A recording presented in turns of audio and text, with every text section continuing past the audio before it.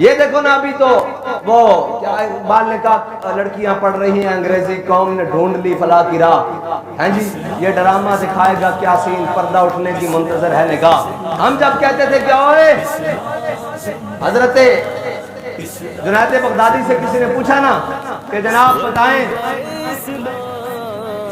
ایک عورت مرد سے تعلیم حاصل کر سکتی ہے، تو حضرت جنید بغدادی نے فرمایا بھئی پڑھنے والی رابعہ بصری ہو، پڑھانے والا بایزید بستامی ہو، جو کچھ پڑھا جا رہا ہو وہ کلام اللہ ہو، اور جہاں پڑھایا جا رہا ہو بیت اللہ ہو تب بھی جائز نہیں ہے۔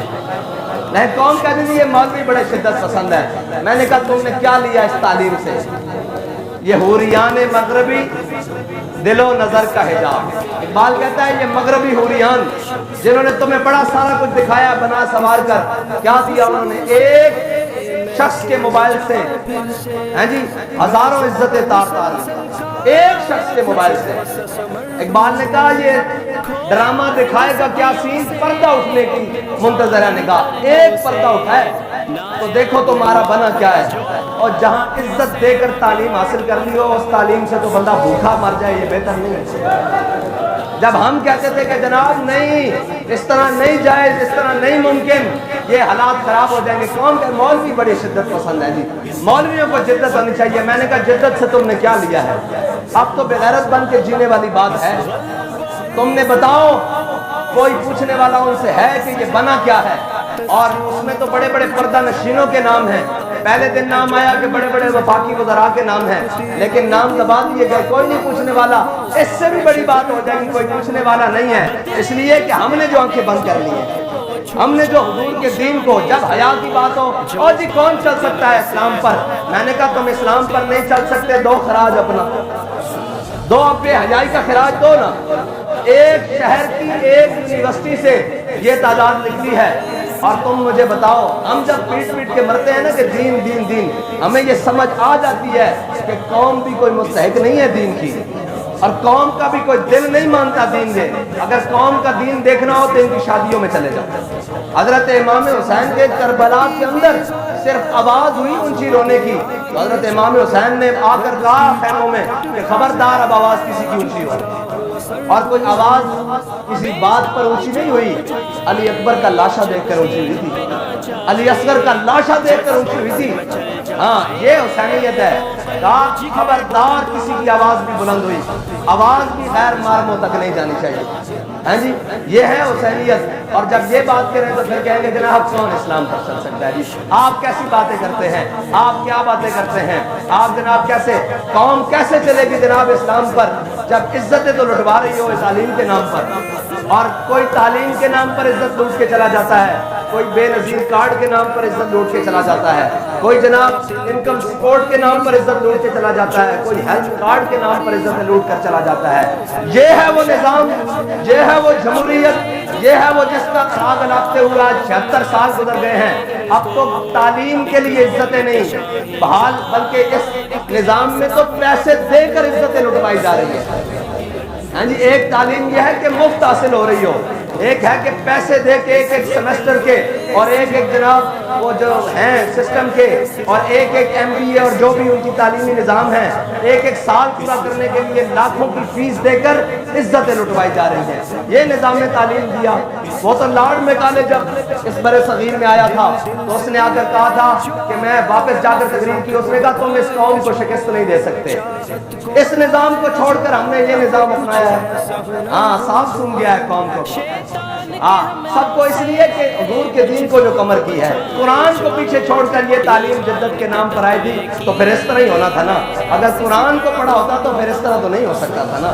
اگر قرآن کا نظام ہوتا، قرآن کی تعلیم ہوتی، پھر تو اس طرح نہیں ہو سکتا تھا نا۔ پھر تو حیا محبت کا درس ہونا تھا، پھر تو وفا عشق کا درس ہونا تھا، لیکن یہاں تو عزت تاراج کر کے، سارا کچھ تاراج کر کے، اور میرے آقا مولا صلی اللہ علیہ وسلم قرون اولیٰ کا زمانہ ہے، جہاں بابا جی احتیاط سے بات کرتے ہوئے کہتے تھے کہ جب مدینہ پاک میں زلزلہ آیا نا تو حضرت عمر نے اگلے دن تقریر کی، فرمایا ما ھذا ما حدثتم۔ اس کے بعد حضرت بابا جی فرمایا کرتے تھے کہ صحابہ کرام نے کیا کیا ہوگا؟ اتنا ہی کیا ہوگا نا کہ کوئی نماز بغیر مسواک کیے پڑھا دی جاتی ہوگی، پڑھا دی گئی ہوگی یا پڑھ لی گئی ہوگی، یہی ہوا ہوگا نا، اتنا پاک دور۔ لیکن میرے آقا مولا صلی اللہ تعالیٰ علیہ وسلم کی ظاہری حیات میں مسجد نبی کے 2 دروازے تھے، ایک سے مرد داخل ہوتے تھے اور ایک سے عورتیں داخل ہوتی تھی۔ جب میرے آقا مولا صلی اللہ علیہ وسلم کے ظاہری حیات کے بعد جب مسجدوں میں عورتیں آنا بند ہو گئی تو حضرت عبداللہ بن عمر سے کسی نے کہا کہ آپ اس دروازے سے کیوں نہیں داخل ہوتے؟ کہا میرے آقا مولا صلی اللہ تعالیٰ علیہ وسلم نے منع فرمایا تھا۔ کہا اب عورتیں تو نہیں آتی؟ کہا حضور نے جو منع کر دیا تھا میں نے اس دروازے سے اندر نہیں جانا۔ یہ اس قرون اولیٰ کی دور کی بات کر رہا ہوں۔ اس دور میں بھی حضور نے فرمایا تمہاری نماز تمہارے گھر کے پچھلے کمرے میں زیادہ قبولیت ہے۔ یار فرض نماز اگر عورت کی پچھلے کمرے میں زیادہ قبولیت ہے، اور مجھے یہ بتاؤ کہ یہ کون سی تعلیم ہے جو عزت کو تاراج کر کے حاصل کی جائے، جو عزت اور غیرت کی جنازے نکال کر دیے جائیں اور بس نبکی ہے ہر حال پر، اور پتہ نہیں کس دن قوم کی آنکھیں کھلیں گے۔ یہ بات آج کی ہے، کل چپ ہو جائیں گے، پرسوں پھر ایک نیا تماشا ہوگا، پرسوں پھر چپ کر دیا جائے گا۔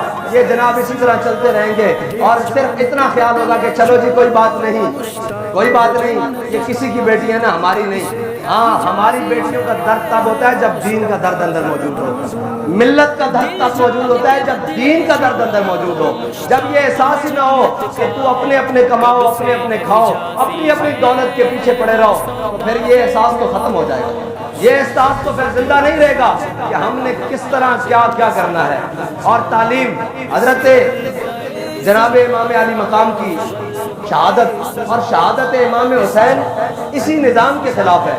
یہ جو نظام آج پوری دنیا پر رائج ہے، استبداد کا نظام، جہل کا نظام، وہ اندھیرا ہی بلا تھا کہ قدم راہ پر تھے، روشنی لائی ہے منزل سے بہت دور۔ یہ روشنی جس کے پیچھے ہم سب صبح شام بھاگ رہے ہیں، اس روشنی کا انجام یہ ہے کہ آج ہماری عزتیں بھی پامال ہیں، تعلیم کے نام پر، صحت کے نام پر اور جناب سارے نام پر۔ اللہ تعالیٰ ہمیں حضور کے دین کے ساتھ وفا کرنے کی توفیق دے اور سنت حسینی کو زندہ کرتے ہوئے دین کے ساتھ کھڑے ہونے کی توفیق دے۔ اور ہم تو بڑے بڑے دینداروں کی شادیوں میں بھی گئے ہیں، بڑے بڑے دینداروں کے پروگراموں میں بھی گئے ہیں، بڑے بڑے دینداروں کے معاملات میں بھی گئے ہیں، ہمیں تو دین کی دال بھی نظر نہیں آتی۔ یہ دین کا لبادہ اوڑھ کر اور جناب دین کی وہ ساری باتیں کر کر ہمیں تو دین، ہم نے جب شادیاں دیکھی تو ہمارا سر شرم سے جھک گیا کہ یار یہ دیندار ہیں، یہ وہ لوگ ہیں جو کہتے ہیں آ کر جناب ہم دیندار ہیں اور ہمارے دین کے دعوے ہیں۔ دین اس طرح نہیں آئے گا، دین کو تو پہلے اپنی ذات سے لے کر آخر تک عمل کرنا پڑے گا۔ اور کیا کہتا ہے دین سوختر اندر طلب، اقبال کہتا ہے کہ دین کو پانا ہے تو حضرت جناب ابوبکر جیسی پہلے سڑپ پیدا کر، اور جناب فاروق اعظم جیسی غیرت پیدا کر، اور جناب عثمان غنی جیسی حیا پیدا کر، اور جناب مولا کائنات جیسی شجاعت پیدا کر۔ یہ ساری چیزوں سے دور دوڑ کر ہم کیسے جانیں گے کہ جناب دین آئے گا؟ ہمیں دین کے لیے سب سے پہلے خود ذاتی طور پر دین پر عمل کرنا پڑے گا، جھوٹ چھوڑنا پڑے گا، بے حیائی اور بے حیائی۔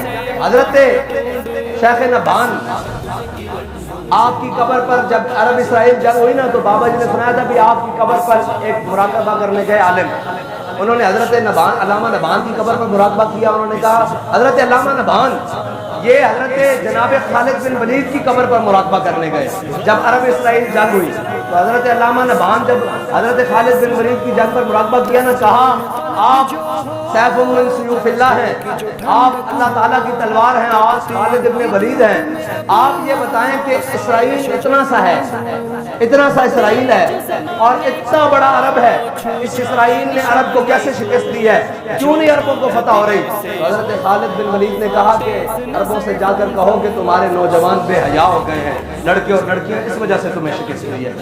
جو قوم بے حیا ہو جائے نا، حضرت جناب سیدنا صدیق اکبر نے بھی کہا تھا کہ جو قوم بے حیا ہو جائے پھر اللہ اس کے اوپر اپنا قہر مسلط کر دے گا۔ ہیں جی، اور اس کے اوپر اللہ محمد بلا، اور اس کے اوپر اللہ تعالیٰ اپنی بلائیں نازل کر دے گا۔ اب جب بے حیائی کا عروج اس سطح پر ہے تو پھر ہمیں یہ کہنے میں جناب شرم نہیں ہونی چاہیے یا ہمیں عیب نہیں آنا چاہیے کہ ہمارے ساتھ کیا ہو رہا ہے۔ ہمارے ساتھ اسی لیے ہو رہا ہے کہ ہم نے اسلام کو چھوڑ دیا۔ جب میں یہ کہتا ہوں کہ یا اللہ میرا حال دیکھ، آواز آتی ہے بندے اپنا نامہ اعمال دیکھ۔ اللہ تعالیٰ مجھے اور آپ کو دین کی سمجھ عطا فرمائے۔ وآخر دعوانا